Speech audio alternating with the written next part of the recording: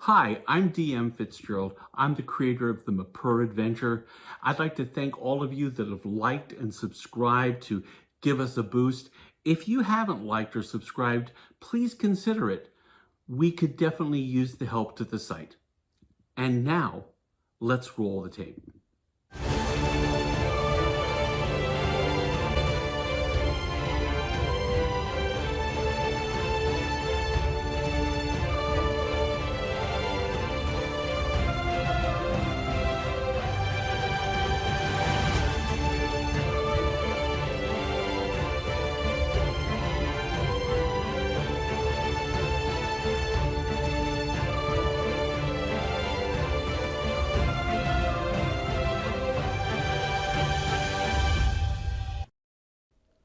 When last we left our intrepid adventurers, they were on a secret mission to the elvish kingdom of Alwyn. There, they are to deliver a message to the elves that southern Desirata would like an alliance against northern Desirata. They're also there to see if Scala can be cured of her curse from the dragon ring. The party gathers in the morning for breakfast. Scala doesn't tell the party what her plan is. Instead, she tells them some of what she learned about the rings. She says that she could use staying here for a third day if everyone else is still up for it. Marcus tells a quick version of the meeting with the true men and what transpired. Morgan furrows her brow and then says that maybe they need to change their plan. Obviously, Destaria, the queen of northern Desirata, will soon be aware of their location, and their being on this side of the inland sea will most likely provoke a reaction from Destaria. Brock and Garu offer their apologies, but Morgan says that maybe it's for the best. There has been some good come out of this mission. It seems that Scala has learned a lot about the rings from Madrigar's paper, but she thinks that perhaps it would be best to go back to Sylvia's Rest.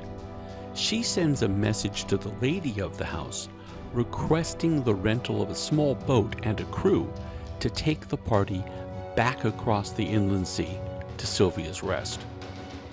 The party slowly breaks up and they all go their separate ways to their separate rooms. Marcus and Mercy approach Morgan in private and tell her that they think this is the wrong thing to do. Morgan sticks to her words and discounts their opinions and says that her decision is final. Brock and Garu spend the morning with Finn. Finn is trying to learn some elvish songs from Garu, and he sings to Garu the only elvish song he knows.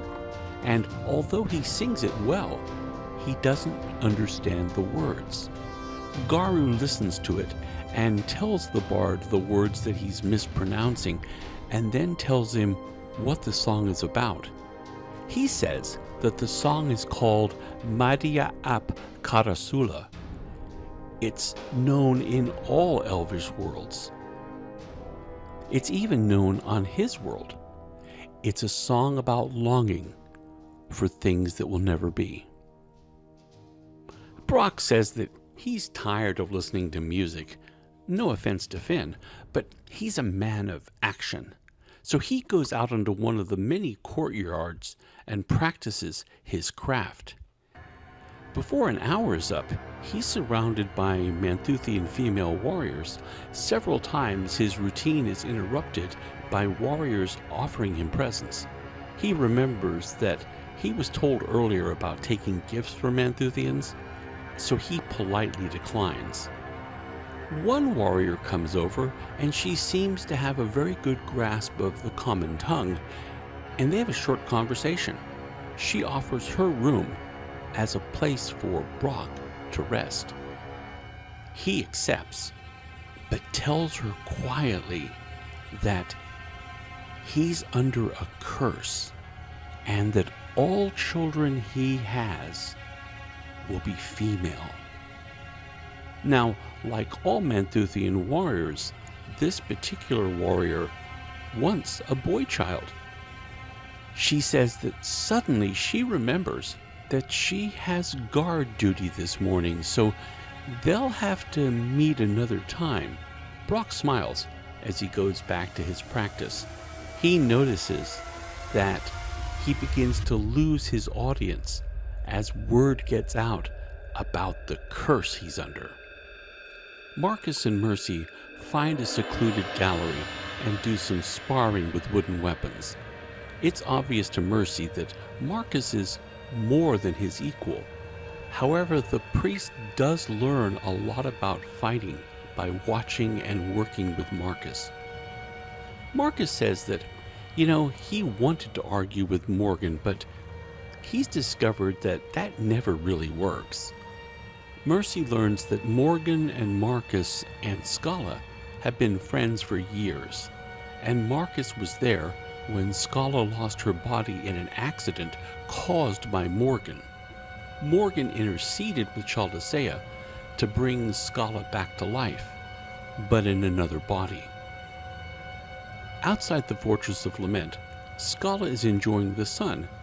She decides to go back to her rooms, and she heads up an interior stairway going to her room. She begins thinking over what she needs to do to find a higher dragon ring. She doesn't notice how clouds have gathered around the fortress. She comes to her room, opens the door, and feels a strange chill in the air. When she closes the door, she notices a dark shape in the corner that greets her.